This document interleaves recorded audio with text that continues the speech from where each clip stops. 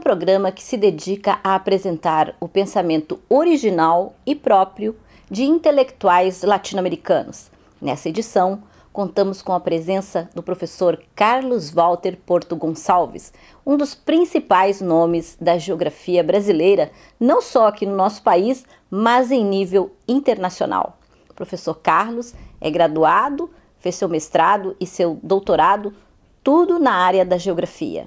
E também tem vários livros escritos, sendo inclusive vencedor do Prêmio Casa das Américas, com o seu livro A Globalização da Natureza e a Natureza da Globalização. Neste programa, ele fala sobre a questão indígena na América Latina. Eu acho que, preliminarmente, a gente tem uma questão no debate da questão política propriamente dita, a gente entender primeiro a profundidade da questão indígena. Né? Primeiro que não é uma questão dos índios. Né? Primeiro é chamar atenção para o caráter mais amplo do significado disso, e eu penso que é extremamente importante a gente ter a clareza da centralidade que a questão indígena assume nos dias contemporâneos, nos dias de hoje. Porque me parece que ela sinaliza uma crise de um padrão de poder, eu também diria, e também de saber, que na verdade se constituiu exatamente a partir de 1492. Quer dizer, a gente está vivendo uma crise que não é só uma crise do capitalismo. Essa eu acho que é a discussão que a gente tem que fazer com os nossos amigos próximos, os marxistas sobretudo, né, que tem uma análise da crise do capitalismo. Me parece que a crise do capitalismo é parte de uma crise civilizatória, e isso me parece que é um tipo de interpretação distinta. E por isso me parece que o indígena emerge, porque 1492 começa exatamente contra o indígena. Na verdade, o que era a Europa até 1492? Na verdade, todos os caminhos levavam para o Oriente. Né? Se Oriente, rapaz, diria o Gilberto Gil. Né? Quer dizer, todos os caminhos levavam para o Oriente. É a quebra do caminho, né, de Constantinopla, né? Isso que obriga a buscar outros caminhos. E nesses outros caminhos, no meio desse outro caminho, estavam as chamadas Índias Acidentais, que alguns vão chamar de Índias Ocidentais. Mas o encontro com a América é que vai tornar possível que a Europa, com a exploração da América, ganhe a centralidade que tem. Então não se entende a centralidade da Europa se não entender a centralidade que tem na construção do sistema mundo moderno colonial, capitalista, desde esse primeiro momento se constitui contra o indígena. Né, com a chamada, como vai dizer o Dussel, né, na verdade, não com o descobrimento da América, mas com o encobrimento do que aqui havia. Por isso que eu falo que as datas também matam. Né, quando você começa a querer contar a nossa história a partir de 1492. Nossa história remete a milhares de anos anteriores. Mas esse sistema mundo que agora está em crise, e não só como crise do capitalismo, mas como crise civilizatória, porque esse sistema se constitui contra outras civilizações. E daí a centralidade que o indígena hoje adquire. E aí pensar não só a centralidade do indígena, como, por exemplo, a gente já tem no mundo de hoje, uma população de 7 bilhões e 200 milhões de habitantes, temos 680 milhões de indígenas. Isso dá mais que duas vezes a população norte-americana. Dá mais do que a população europeia. Está falando de minoria? Qual é o critério de minoria? Né? E essa condição de serem outros, né, que se reivindicam como sendo povos originários, povos que têm outra origem, que não é a origem centralidade. Então não é uma questão qualquer. Eu acho que isso obriga que a esquerda tenha que ter uma outra dimensão do que está se passando. Né? Porque me parece que a redução, que a gente vai ter que superar o capitalismo, e aí o Marx é um companheirão, né? O que ele nos oferece é um patrimônio que eu acho que, né? Enfim, embora às vezes eu acho que as pessoas ficam subindo no ombro do Marx, né? E ele vai afundando. Embora eu me reconheça como um anão diante do Marx, um anão pode ver mais longe se sobe no ombro dele para tentar ver mais longe do que ele. Né? Mas partir do Marx me parece fundamental, mas me parece ao mesmo tempo não suficiente. Porque me parece que a crítica não é só ao capitalismo, que é, e nisso o Marx acerta, mas é também contra a colonialidade. Essa maneira de negar o outro, negar esse grande patrimônio da humanidade, que é a riqueza da diferenciação de povos, as diferentes humanidades da humanidade. Né? Então me parece que a primeira coisa é limpar isso. Né? É chamar a atenção da centralidade da crise civilizatória, né, nesse momento que a gente está vivendo. Né? E aí países como o Brasil, que aparentemente não tem a relevância indígena em termos demográficos, né? Nós temos cerca de 0,5% da população como indígena, mas temos uma grande questão a ser debatida, né? O Brasil é o país mais indígena, eu provoco isso várias vezes, é o país mais indígena da América. Aí as pessoas falam assim, Carlos pirou definitivamente. A gente sabe que a Bolívia tem populações, em torno de 60% se reivindicam indígenas. Vai para o México, você vai ter lá a população indígena relevante, Guatemala, Peru, né? Enfim, e se você for por regiões da América Latina, sul do Chile, enfim, regiões específicas, a predominância nisso é clara. Aí você vem dizer que o Brasil é o país mais indígena? Assim, qual o país da América que tem 305 etnias? Não tem nenhum país da América. Então o Brasil desfruta de uma condição de ter uma multiplicidade de povos, uma variedade de povos que nenhum país da América tem. E populações pequenas, cada uma delas. Nós somos ticunas, né? Lá na cabeça do cachorro, lá na Colômbia, fronteira do Brasil com a Colômbia, né? Mas então são muitas populações diferentes, o que também é um patrimônio. É um patrimônio, né? E a gente não sabe, eu não conheço ninguém. Vou fazer uma exceção, eu tenho uma coisa que mais me honra, é uma carta, um bilhete da Câmara dos Deputados que eu recebi, pois é o nome da pessoa ao final, me agradecendo e pedindo desculpas por não ter lido a tempo durante a Constituinte a proposta que eu havia feito de ele declarar o Brasil como sociedade, um país pluriétnico e plurinacional. Isso em 82, eu mandei essa proposta para um deputado, que era o Florestan Fernandes. E ele me agradecia a proposta e pedia desculpas de que ele recebia muita coisa e não tinha tempo de ler isso. Então ele achava que também era raro chegar a proposta, eu me senti muito honrado, que eu ousava fazer uma proposta, até que ele concordava plenamente.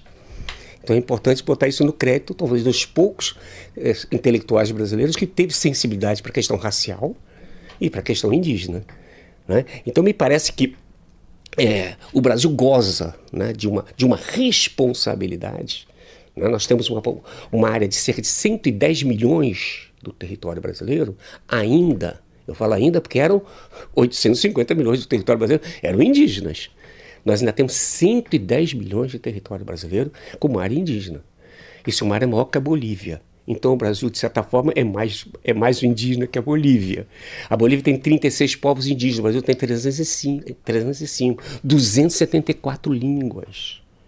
Quem de nós, pela esquerda, se orgulha que isso é um patrimônio, que a partir daí a gente vai construir uma sociedade brasileira, como se a gente pudesse defender uma Amazônia, defender um Cerrado, defender uma Caatinga, como patrimônios naturais da sociedade brasileira, né? Que ao mesmo tempo estão impregnados de cultura pela ocupação milenar. Porque se a gente começa a contar a história de 1500, a gente não considera nada disso. Mas, por exemplo, povoamento na Amazônia, o último dado que eu tenho da formação Chiribiquete na Colômbia, 19 mil anos. E a Nélida, lá no Piauí, bota isso para 40 mil. Né? Mas enfim, considerando a Amazônia, você tem uma população, uma presença de 19 mil anos. Na Amazônia brasileira, em Monte Alegre, no Pará, tem presença indígena de 11.200 anos. E eu sempre chamo a atenção, Elane, que a Amazônia, a floresta propriamente dita, esse patrimônio absolutamente fantástico, né? Que é essa riqueza de biodiversidade e pela importância que tem no metabolismo do planeta, né? Essa região, ela não tinha floresta até cerca de 10, 11 mil anos atrás. Tem a ver com as mudanças climáticas globais, de 12 mil anos para cá, e a floresta começa a ocupar, porque o clima se tornou mais quente, então as calotas polares no planeta regrediram, essa água ficou disponível para evaporar e por questões tropicais, elas precipitam nas regiões tropicais de maneira mais intensa. E a floresta começa a avançar sobre o cerrado. Detalhe, já tinha gente antes. Então nunca teve uma Amazônia vazia. A Amazônia nunca foi vazio demográfico.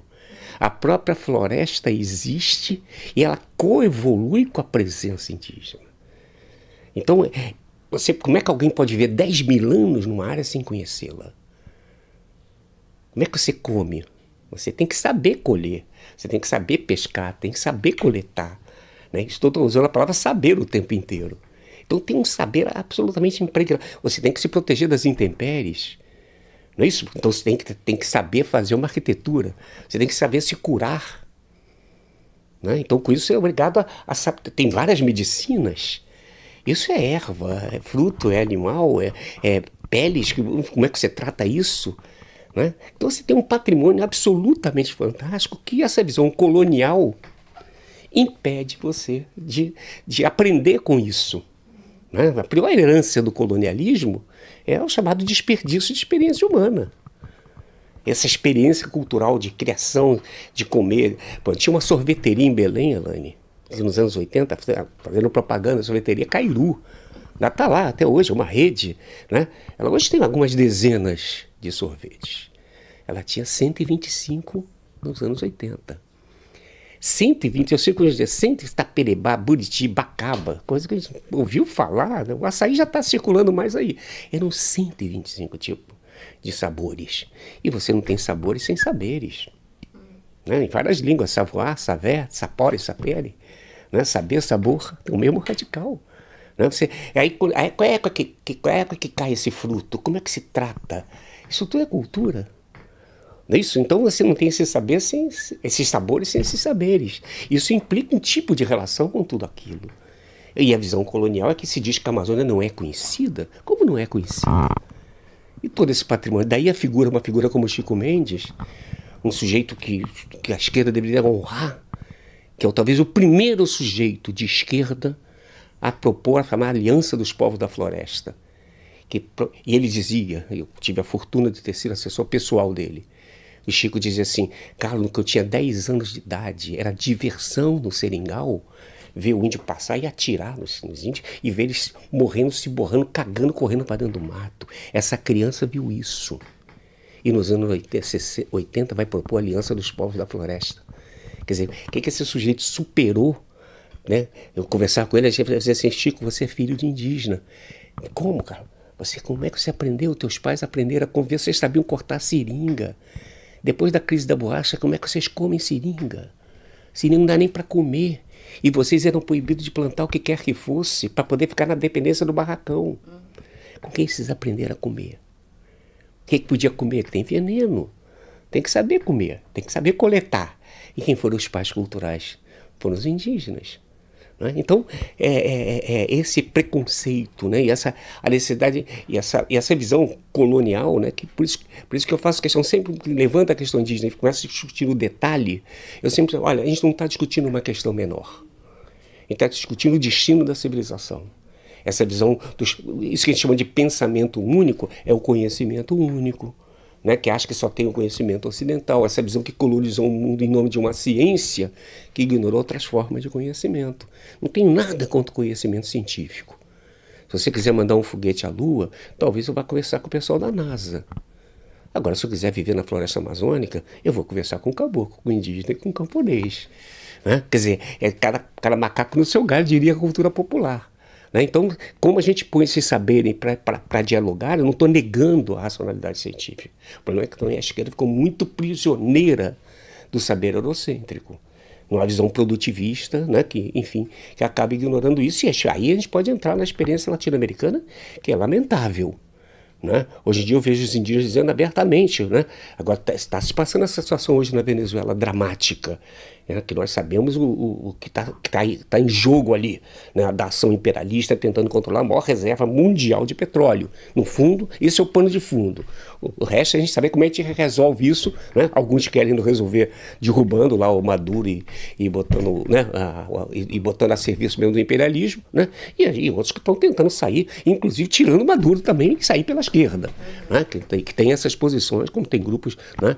Que eu acompanho de perto, inclusive com vários ex-ministros de Chaves, né? Que batem forte na hierarquia, também no autoritarismo do Maduro, etc, que deixa, inclusive, de lado um patrimônio fantástico, que são a própria Constituição Bolivariana da Venezuela, é uma obra-prima.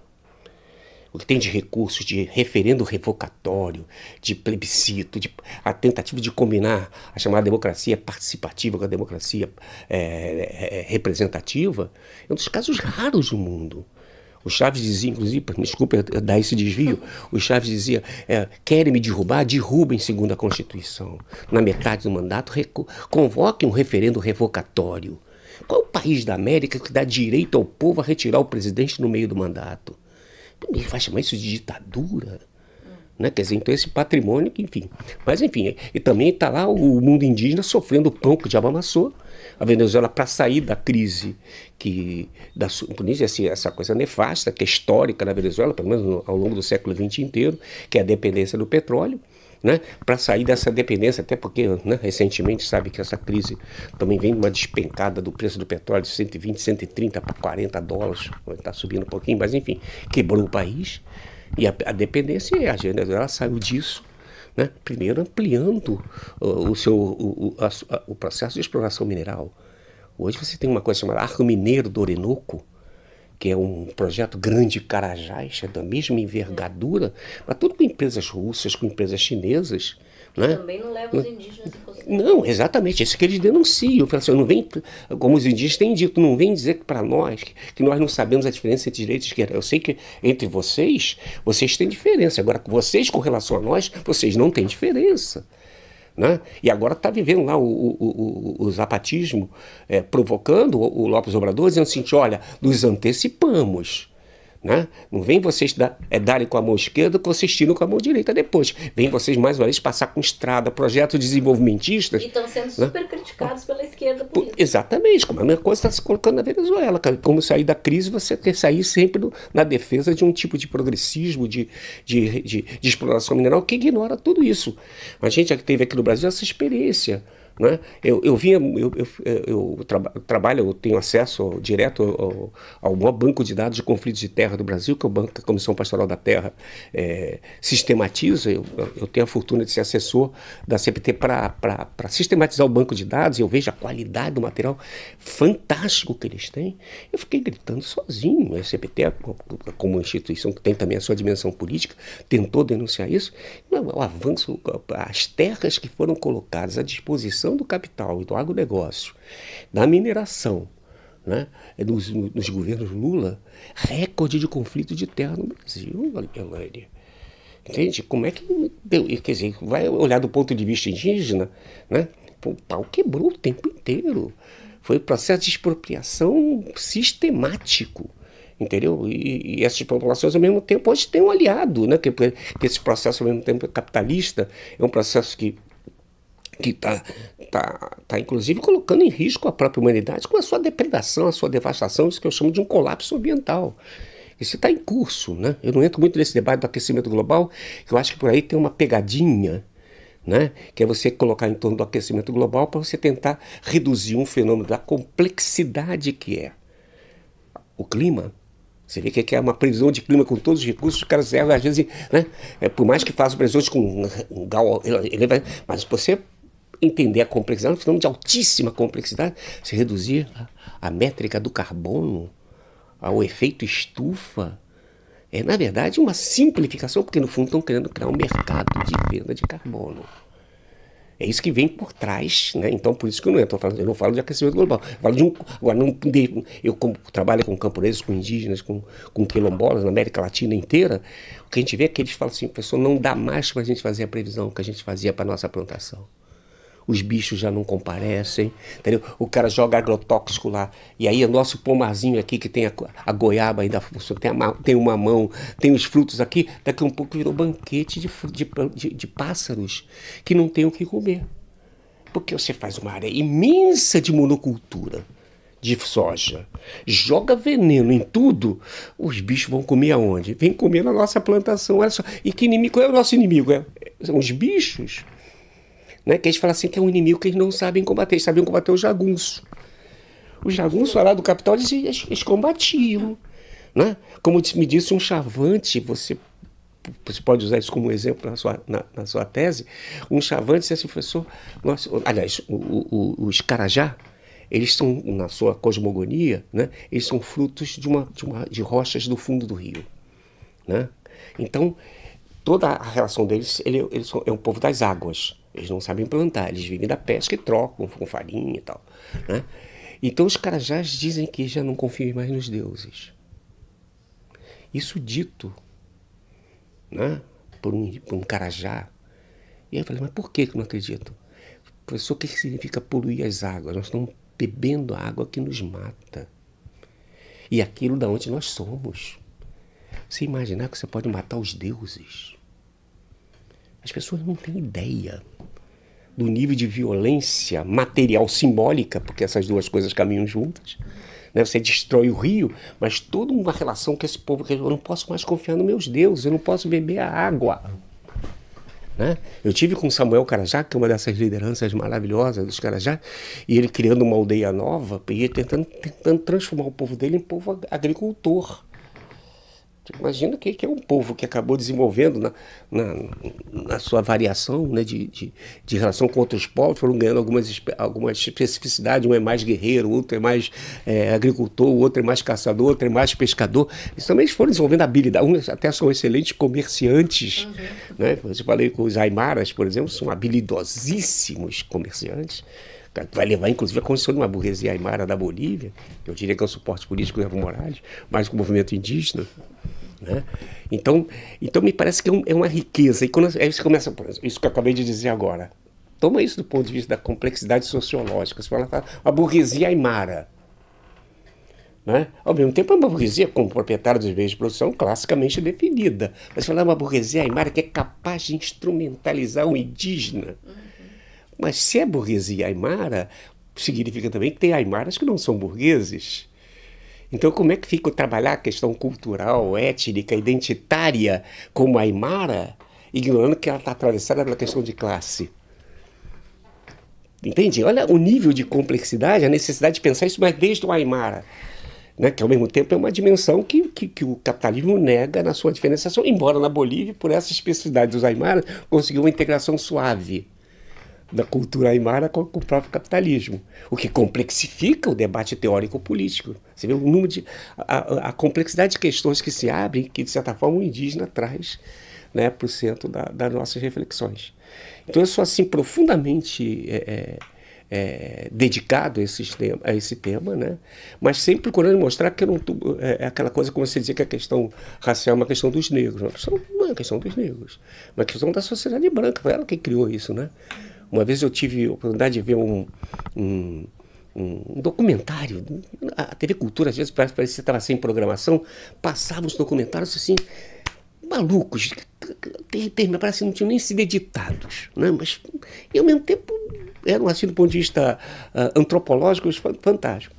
Aí foram entrevistar um sujeito que morava num viaduto, né? Debaixo de um viaduto em São Paulo, e ele fazia bonecas negras, bonecas de pano negra para vender. Aí acusavam ele de racista. Né?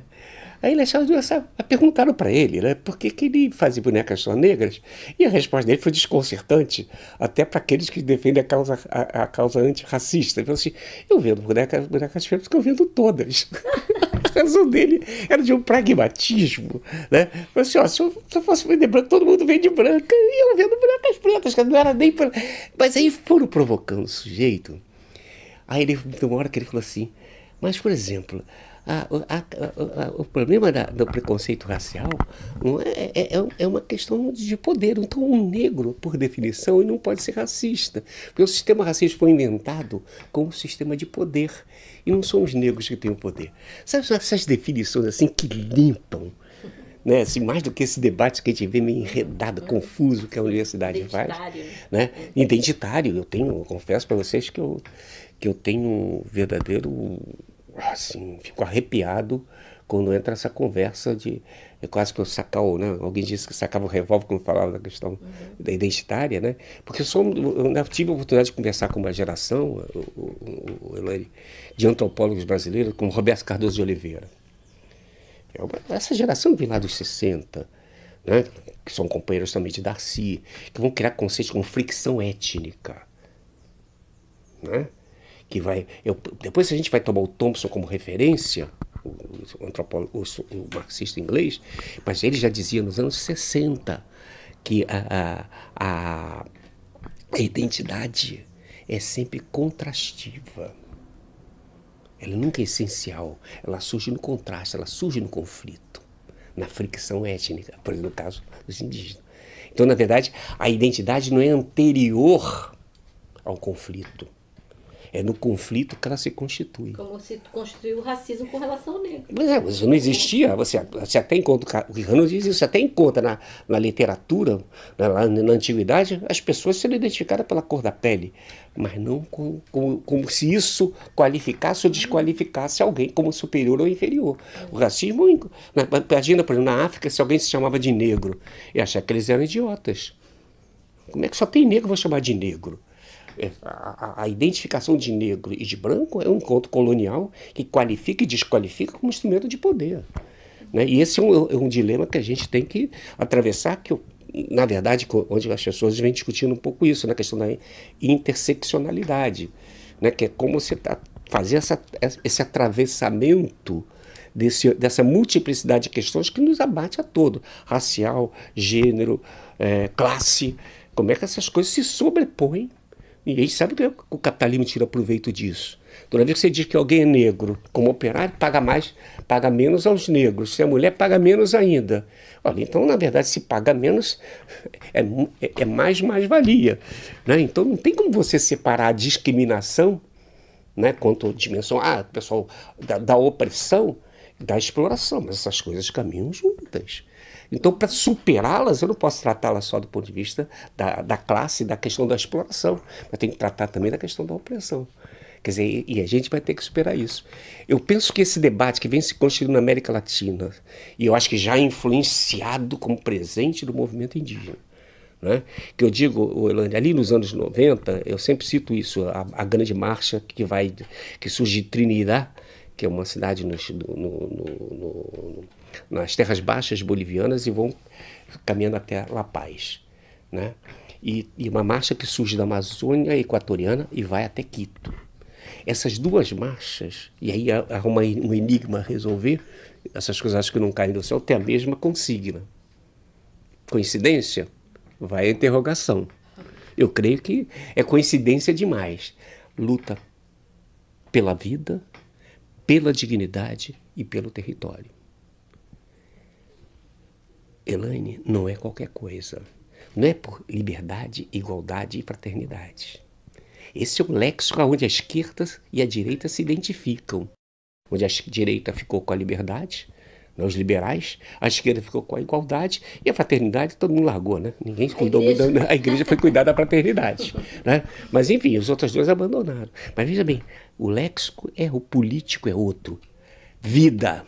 Então já incorpora toda a dimensão da relação com as plantas, com os bichos e essa coisa que as pessoas têm dificuldade de entender.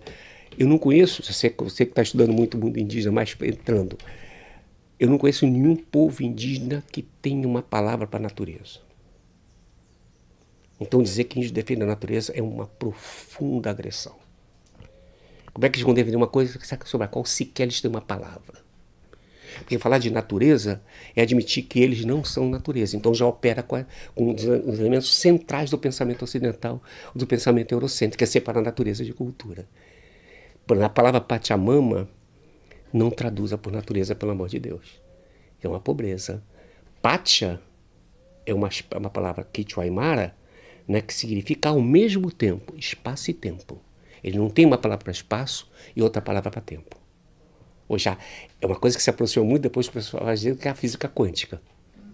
Né? Ou seja, um nível de compreensão que é de outro dia. E a gente que não existe nada, não existe nunca a unidade indivisível da matéria, o átomo, o indivíduo, a molécula. Eles vão dizer que tudo que existe é relação e relação de relação. Então já estão na relatividade há muito tempo. Entendeu? Você vê o que o preconceito faz, que o preconceito colonial é você não ter nada a aprender com o outro. Porque a primeira condição para você colonizar alguém é você inferiorizá-lo. Você se colocar na condição de superior para poder... Vou salvar o outro desde que ele seja igual a mim, que ele deixe de ser outro.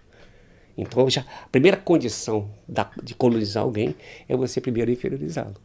E com isso se negou todo esse conhecimento, esse aparato que esses povos trazem. Então, por exemplo, Pachamama, a vida, né, onde nós fazemos parte, tem que ser definida a sua integralidade. A dignidade é uma palavra mais forte do que a identidade. Eu sou digno sendo como sou.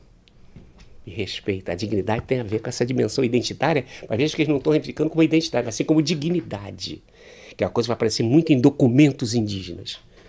né? A questão da dignidade. E mais, agora, para eu poder ter a minha dignidade, isso não é uma coisa abstrata, cultura. Eu preciso das condições materiais, eu preciso do território. Então você vê que cria uma unidade: vida, dignidade e território. Ou seja, você não pode pensar a sociedade dissociada dessa dimensão. Eu acho que eles estão oferecendo para todos nós um outro léxico teórico-político. Então por isso que eu falo que a questão é civilizatória e não somente questão indígena. Eu acho que os indígenas, eles acabam revelando a natureza fundante, né, do 1492. Eu tive a fortuna de 1992 estar trabalhando, eu trabalhava com os seringueiros, aí veio aquela conferência no Rio de Janeiro, e aí eu estava ali trabalhando com os indígenas, naquelas tendas, lá no aterro do Flamengo. E tinha um pau entre eles muito interessante, como é que eles iam se comportar politicamente. Então a ideia era se eles iam, por exemplo, entrar com o debate de denunciar os 500 anos de massacre, que aliás eles fizeram essa conexão direta entre 1992 e 1492. Já atualizaram, mostraram a história de longa duração, como múltiplos tempos atuam ao mesmo tempo. Quer dizer, a questão colonial continua presente ainda hoje. E é uma questão que tem 500 anos. Né? Então eles diziam assim, aí outros diziam o seguinte: não, mas os brancos já sabem do massacre que cometeram. A gente pode não fazê-los esquecer. Fazer alguma coisa que lembre, é bom. Mas não vai ser esse o eixo da gente. Então qual é o eixo? Foi o que acabou prevalecendo. Falou assim: o que vocês estão fazendo aqui no Rio de Janeiro em 1992? Vocês estão discutindo que não tem mais água, que o ar está poluído, que a biodiversidade está sumindo. Vocês chegaram aqui há 500 anos prometendo elevar a humanidade, e vocês agora estão discutindo aquilo para o qual nós sempre soubemos. Então nós estamos aqui como solução de futuro e não da defesa do passado. Eu acho que isso é de uma profundidade que eu acho que a gente merece estar junto nessa busca de refletir sobre essa questão. E mais uma vez, não é uma questão indígena, é uma questão civilizatória, e que os indígenas são os mais autorizados para a sua condição de outros, né, a colocar para a sociedade hegemônica com toda a sua soberba civilizatória. Por isso eu sempre insisto: a crítica ao capitalismo e à colonialidade. Não é uma ou outra, é as duas coisas ao mesmo tempo.